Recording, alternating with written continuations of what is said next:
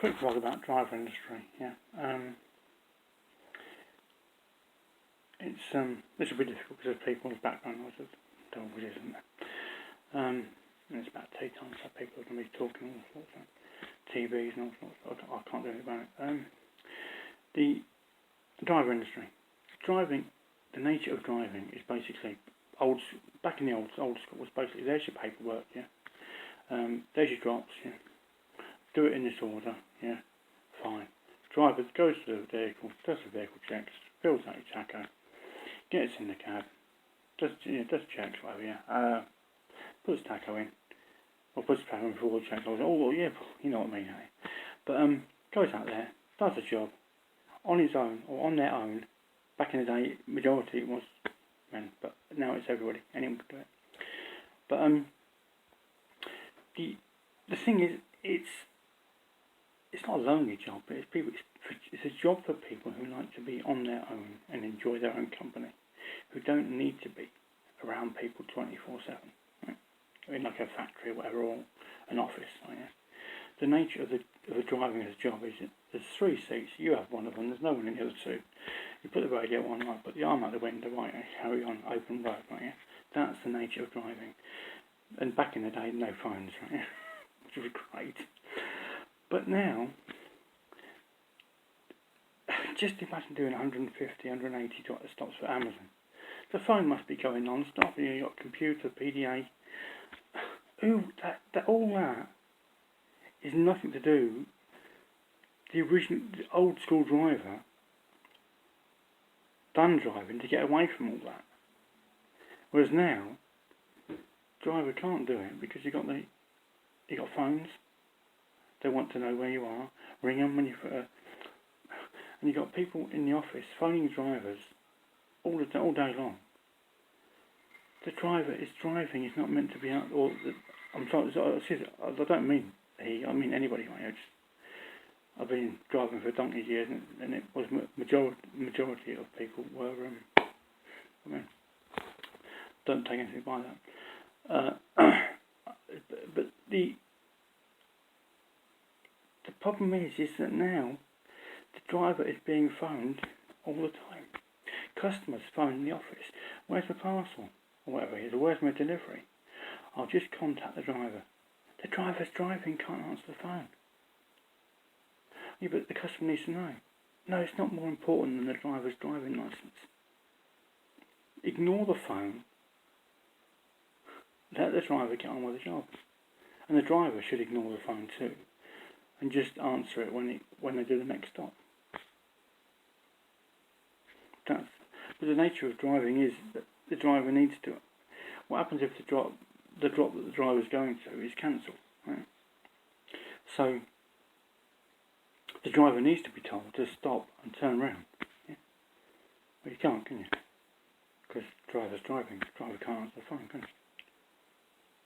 The nature of the job is they should be a part of the driver CPC of how to use a phone safely while at the wheel.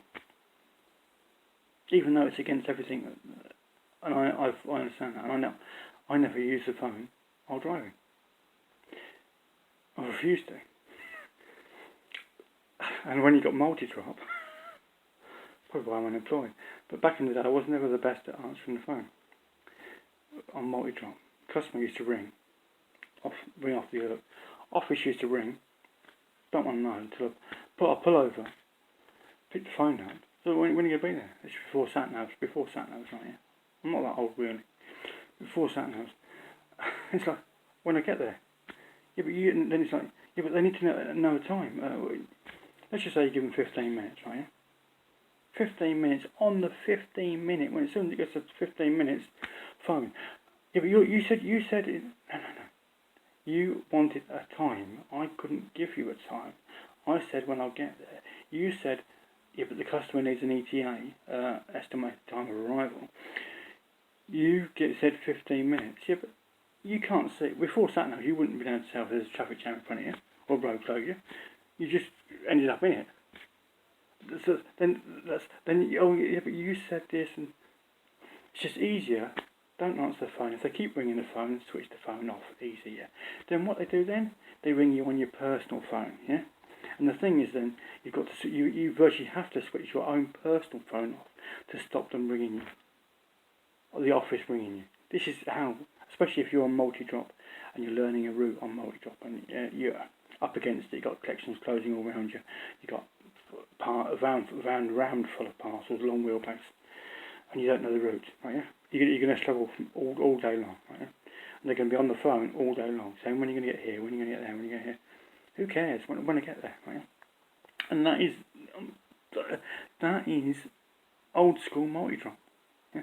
You've got this route optimization, so they can tell exactly when you've been, and they can say, oh, he's done that drop now. They're following you up. They're following the driver. So instead of actually leaving the driver be and let the driver do the job, they're now looking at the screen saying, oh, he's left there. Oh, he's going here. Well, I say he, but you know, I mean any person. He, she, whatever. But they say the driver's here. Oh, he's left. They've left there. It's 20 or 30 odd years. It's but they're monitoring the driver constantly, via the sat nav, via the PDA computer that takes the signatures, and all that. The driver is being monitored constantly, which is everything a driver doesn't want to do. The people that do driving to get away, not get away, but get out of an office, get away from home life or whatever. Yeah, open road, sunshine, tunes on radio, arm up window, go. That's why people got into driving. People don't get into driving to do YouTube vlogs. What the try? That's the schizophrenic coffee.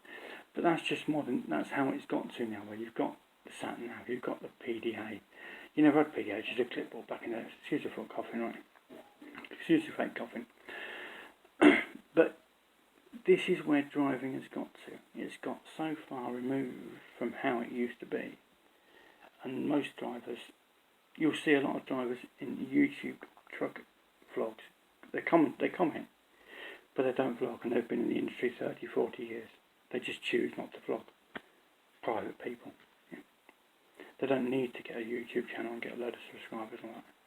Many experienced drivers have been in the job for 20, 30 years. And the thing is that transport managers back in the day, well now, will say a lot of YouTubers will struggle to find places where they can work, because YouTube is more important than the driving. And you're going to get old school transport managers who say basically, yeah, if you need to go and film, yeah, close the door on the way out. And they will be told that. That's why a lot of big blue chip companies don't want YouTubers. That's truck drivers.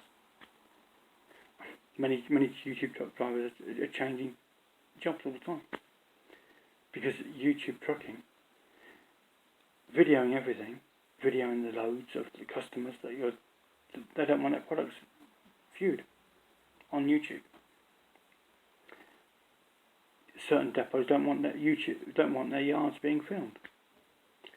Everything now that's happening on this YouTube trucking, it's completely different to anything that's happened in the past. They're old school without any communication at all. And most truckers are in there, and now truckers are being told, you've got to do the driver's CPC. If you've been in the industry 30, 40 years, you don't really need to be told how to drive a truck. Although I understand, yes, you've got to get a CPC, I understand why. But that's why drivers, it's like the industry saying you need a driver CPC, and there's truck drivers saying, thanks, but the house is bought and paid for, and we don't. Ta-da! And that's why you've got a driver shortage. Because experienced drivers are not going to be told how to suck eggs. So you've got to get new people into the industry. And most of them have got disqualifications on the licence, DRs, RNs, and whatever. Yeah, all categories that you can't have on a licence if you need to be in the trucking industry. There you go. And then the trucking industry at the moment we're shortage of drivers, if there is. Yeah, that's only because Amazon's made everything delivery only. You order online at Amazon, you haven't got to go and click and collect it from an Amazon warehouse, have you? You order it online at Amazon, it comes to you. You order it at a supermarket, you've got to go and collect it. What's all that about? That's only because they can't deliver. They haven't got the delivery capacity to deliver grocery orders. Then you've got supermarkets that have got groceries in one side of the supermarket and clothes in the other side of the supermarket, but they can deliver the grocery, but they can't deliver the clothes.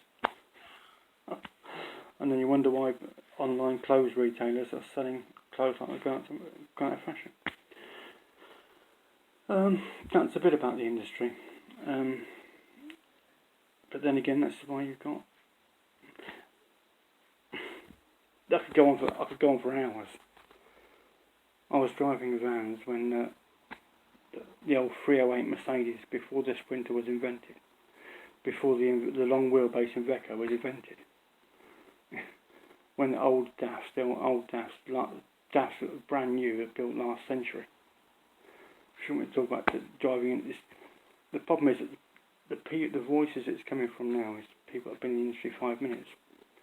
Got a class 2. They've gone past, the hard graft is here, the 7.5 tonne is here, and they've come above that, straight into class 2, straight into class 1, easy life, brand new truck, arm out the window, automatic truck. They've not gone through the hard graft multi-drop, through to the 7.5, and they've not gone through that, so they don't understand the industry, but they've got the most subscribers, and they're telling people what the industry's like, without having, with the very best, with all the respect in the world, unless you've been multi-drop, week in, week out, year in, year out, year in. you don't really understand the driving industry to know anything about it, to actually say much about it. I'm ex-multi-drop, 7.5 tonne. Never wanted to go to class 2 or class 1. Never had no interest in it. 7.5 tonne means you can go through bridges instead of class 1 having to go around them. It's just a bit of a waffle, yeah, and the money's no good. And money's no good in driving. It hasn't been for many, many years. The only reason the money's starting to get better now because the companies have got no choice but to pay it, not because they want to. And we haven't even seen a driver shortage yet. It's going to get worse, much, much, much worse. And then the driving industry is complete. When automatic trucks come in, there'll be no need for drivers anyway. And then there'll be complete chaos in the driving industry. All good fun. And if you think I'm joking, have a look at YouTube at Volvo Vera and try and work out where Volvo put the driver, because there's no need for a driver. Anyone knowing a class 1 or class 1-2 truck or 2 truck or a 7.5 tonne is only a steering wheel attendant. That's all they are. All good fun. Adios.